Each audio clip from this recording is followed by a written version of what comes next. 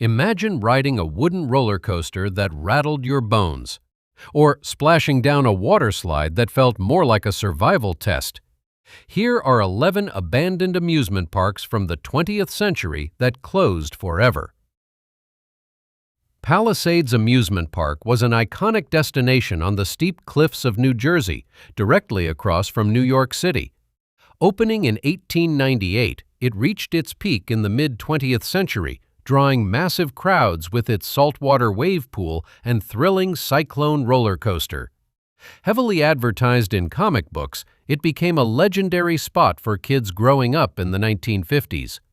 Visitors enjoyed classic carnival games, live music, and famous French fries soaked in vinegar. Despite its massive popularity, the park faced pressure from residents complaining about traffic. In 1971, the owners sold the land to developers, and the park was torn down for high-rise apartments. The iconic neon sign is now just a fond memory. Riverview Park was a legendary amusement park in Chicago that operated from 1904 until its sudden closure in 1967. Known as the world's largest amusement park at its height, it spanned over 70 acres. The park was famous for its terrifying wooden roller coasters, especially the Bobs, which dropped riders down a thrilling 85-foot hill. Generations spent their summers walking the Midway, eating cotton candy, and riding the famous parachute drop. It was a staple of Midwestern childhoods, offering a magical escape. However, rising land values and maintenance costs led the owners to quietly sell the property.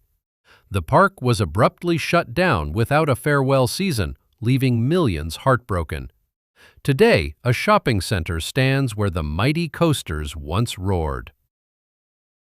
Action Park in New Jersey was infamous for its wild, poorly regulated rides that left visitors with scrapes, bruises, and broken bones. Opening in 1978, it quickly became a rite of passage for thrill-seeking teenagers in the 1980s. The Waterworld area was notorious for its looping water slide that caused endless injuries. Unlike modern parks, guests had total control over their speed on rides like the Alpine Slide, often leading to spectacular crashes on the concrete track.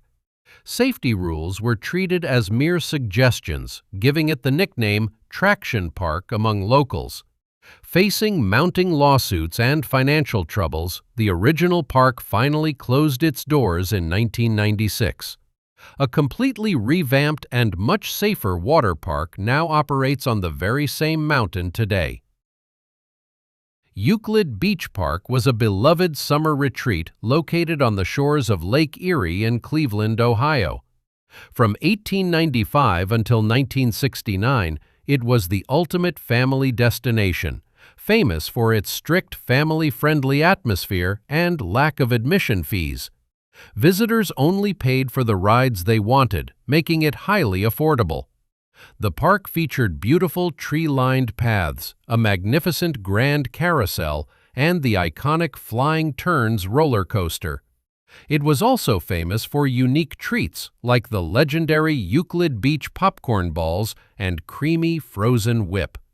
As the 1960s progressed, changing demographics and a decline in attendance severely hurt the business. The park permanently closed in 1969, and today only the original arched entrance gate remains standing as a historic landmark. Playland at the Beach was a vibrant oceanfront amusement park located along the foggy shores of San Francisco. It began as a collection of concessions in the early 1900s and officially became Playland in 1926. The park featured the Big Dipper roller coaster and the Fun House with its mechanical dummy Laughing Sal. Families flocked to the beach to enjoy arcade games, the classic carousel, and famous It's It ice cream sandwiches. The salty sea air and neon lights created an unforgettable atmosphere for generations of Californians. However, by the late 1960s, the park struggled to compete with massive modern theme parks. Playland was demolished in 1972 to make room for condominiums. Laughing Sal can still be seen today at the Santa Cruz Beach Boardwalk. Rocky Point Amusement Park was a beloved New England institution that entertained families for over 100 years.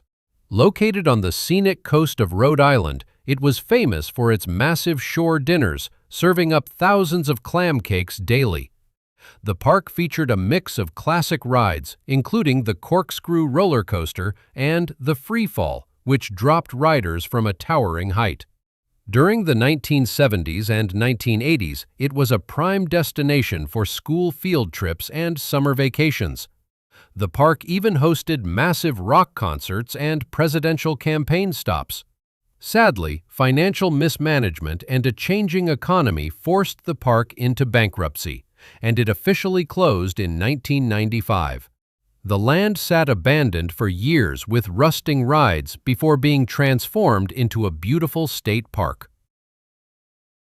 Chippewa Lake Park was a charming rustic amusement park in Ohio that operated for exactly 100 years before closing in 1978. Situated right on the edge of a beautiful lake, it was a popular spot for riding the legendary Big Dipper wooden roller coaster. The park had a golden era in the 1920s when a grand ballroom hosted famous big bands drawing huge crowds. By the 1970s, it had become a nostalgic destination for local families seeking simple summer fun. The rise of massive theme parks nearby eventually drained its attendance, leading to its quiet closure. For decades, the park sat completely abandoned, with trees growing straight through the roller coaster tracks. Nature slowly reclaimed the land until the remaining structures were finally demolished in the 2000s. Pontchartrain Beach was the premier amusement park of New Orleans, offering thrilling rides and sandy shores from 1928 until 1983. Located at the end of Elysian Fields Avenue, it was famous for its Zephyr roller coaster and the haunted house known as the Bali Macaque. The park was a major cultural hub, hosting live music performances by legends like Elvis Presley and bringing the community together for fireworks. Families loved strolling along the boardwalk, playing carnival games, and eating classic local treats like snowballs and hot dogs. It was an essential part of growing up in the city. Facing declining attendance and rising insurance costs, the owners decided to close the park after the 1983 season. The site was eventually redeveloped, but locals still share fond memories today. Boblo Island Amusement Park was a unique getaway located on an island in the Detroit River, accessible only by ferry. From 1898 to 1993, families would board massive steamships for a scenic cruise to the park. The island featured a beautiful dance pavilion, a classic carousel, and the thrilling Nightmare roller coaster. It was often called the Coney Island of Michigan, providing a magical escape from the bustling industrial city. Kids loved the famous Captain Boblo mascot, and the boat ride itself was considered half the fun of the trip. However, the costs of maintaining the historic ferry boats and the island infrastructure became too heavy a burden. The park closed in 1993, and the island has since been converted into a private luxury residential community. Gwynn Oak Amusement Park was a classic trolley park in Baltimore that opened in 1893 and operated until 1973.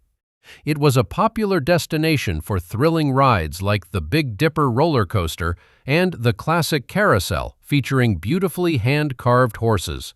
The park was built around a scenic lake, making it a favorite spot for weekend picnics. In 1963, the park became a major site of the civil rights movement when protests successfully led to its desegregation. Despite this positive change, the park struggled financially in the following decade as attendance slowly dwindled. In 1972, severe flooding from Hurricane Agnes caused massive damage to the rides and infrastructure, sealing the park's fate. Today, the land serves as a peaceful public park with a memorial honoring the protests. Idora Park was a beloved local amusement park in Youngstown, Ohio that entertained millions from 1899 until 1984. Originally built by a streetcar company to boost weekend ridership, it grew into a major attraction featuring the Wildcat, a fiercely fast wooden roller coaster. The park also boasted a massive swimming pool, a beautiful ballroom, and a beloved miniature railroad. It was the heart of the community, hosting ethnic festivals, company picnics, and high school proms throughout the mid-20th century. The collapse of the local steel industry in the late 1970s severely impacted the park's attendance as the city faced economic hardship.